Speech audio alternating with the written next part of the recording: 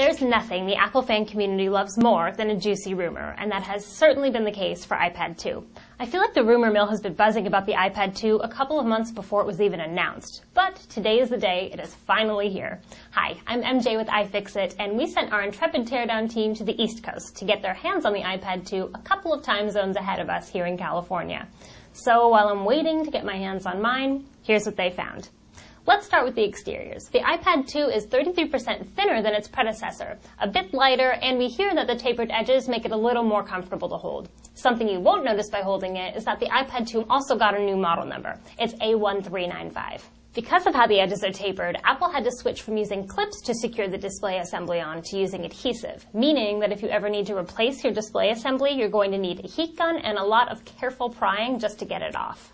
Once the display assembly was removed, we noticed that the iPad 2's battery was just a tiny bit better than its older brothers.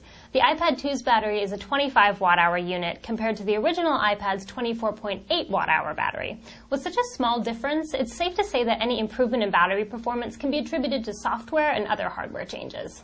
After disconnecting a few ribbon cables, our teardown surgeon was able to remove the logic board with ease. As expected, Apple used its A5 processor, but what we didn't know until recently is that this iteration is a 1 GHz dual-core processor with 512 megabytes of RAM. This is the first time Apple's used a dual-core processor in an iOS device.